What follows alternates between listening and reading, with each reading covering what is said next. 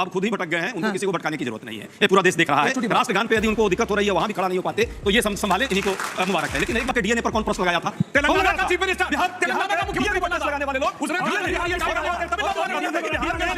में यदि हार जाएगी भाजपा तो पाकिस्तान में पड़ाका उड़ेगा।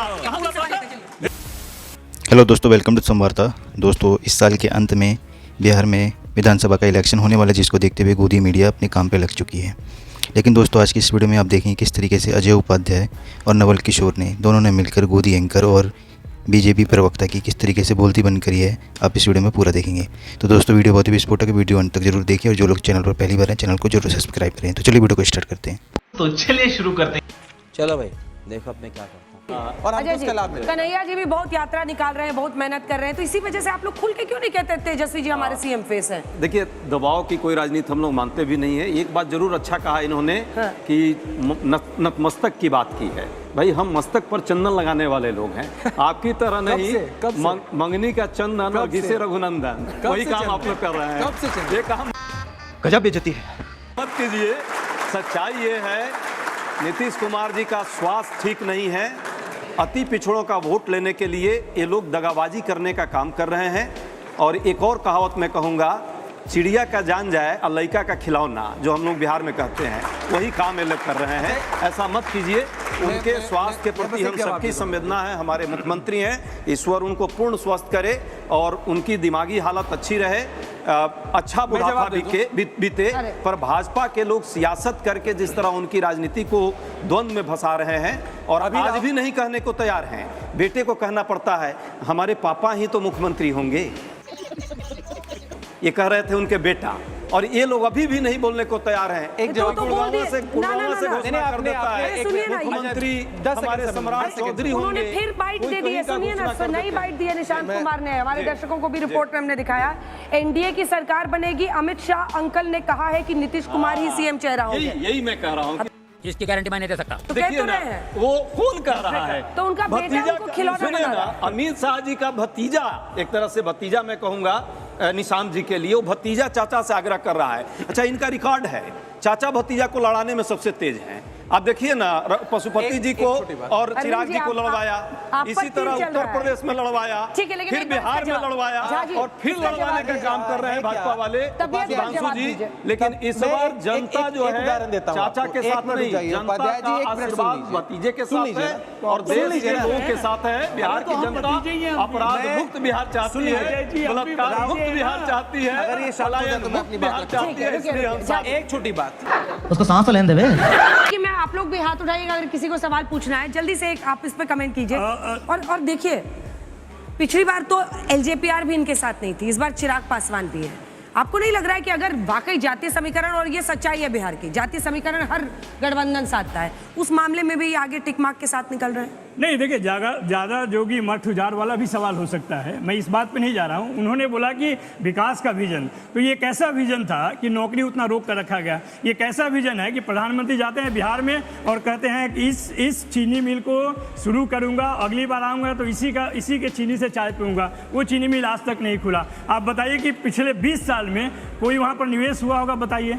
पलायन में सबसे आगे हैं, बेरोजगारी में सबसे आगे हैं, विकास में सबसे पीछे हैं। जो 3 फैक्ट्री पूरे बिहार में है, वो तो लालू जी ने दिया है। आप भी जानते हैं कि जो रेल कारखाना छपरा में 2 मिला और एक मधेपुरा में मिला, वो किसने दिया? वो आप बताइए। भारतीय जनता पार्टी की पिछली बार जब ये 110 सीटों पर जीते थे, लड़े थे और 74 सीटें जीते थे। वहीं दूसरी तरफ अगर आप देखिए, आरजेडी सबसे बड़ी पार्टी 75 सीटें जीती थी, 52% उनकी strike rate. Congress party 27% seat देंगे फिर से, वो उतना। लोकसभा का भी दिखाइए। हाँ, लोकसभा का भी दिखाएंगे। बताइए लोकसभा में क्या हुआ? लोकसभा में हमारा स्ट्राइक रेट, हाँ, स्ट्राइक रेट आपका अच्छा था, लेकिन ये 70 पे आइए ना सर। बिहार एकदम ठीक कर रही हैं आप। तो सीट कैसे मिलेगा उनसे? सच्चाई। रुको जरा, सबर करो। बोला धक्का बुक्की नहीं करने का, आराम से लेने का। हाँ ना, सीट उठ के लिए टेंशन हाथ मिटना पड़ रहा है। हमको कोई सीट के लिए टेंशन नहीं है। सीट की राजनीति हम लोग नहीं कर रहे हैं। सच्चाई है, अभी बिहार में जनता को सीट कैसे मिले, जनता को कैसे मुद्दों पर बात हो, हम मुद्दों की बात कर रहे हैं। मोदी जी, अमित शाह जी और बिहार के मुख्यमंत्री भटकाना चाहते हैं कि बिहार की जनता का मुद्दा पलायन का है, वो ना हो। बेरोजगारी सबसे बड़ा मुद्दा है, उस पर चर्चा ना हो। महंगाई पे चर्चा ना हो।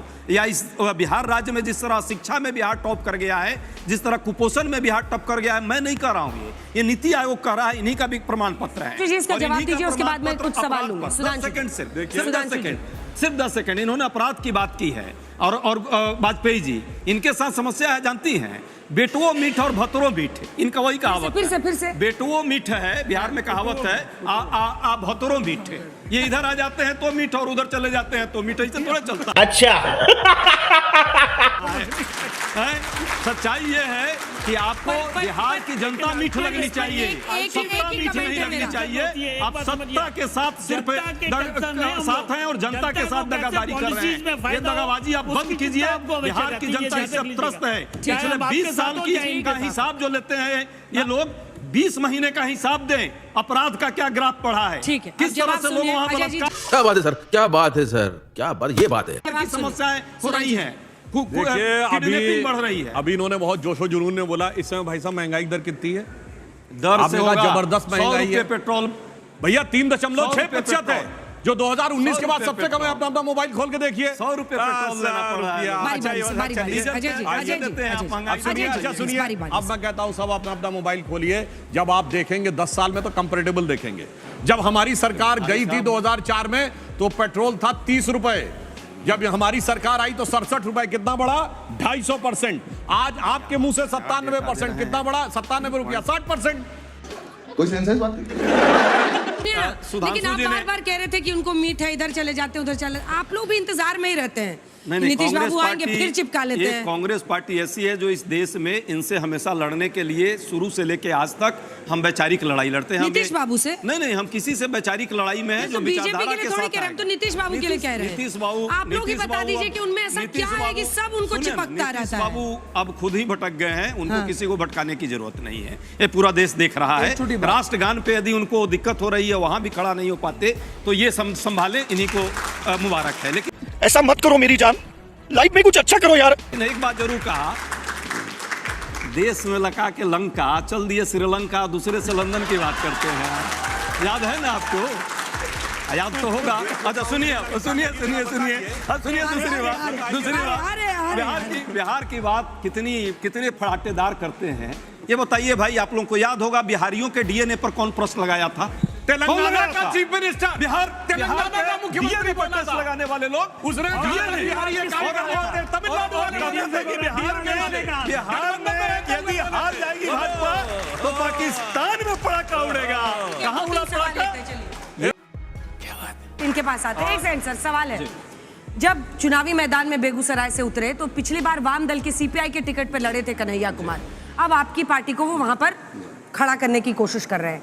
6,92,000 वोट आए थे गिरिराज सिंह को, दूसरे नंबर पर कन्हैया कुमार थे।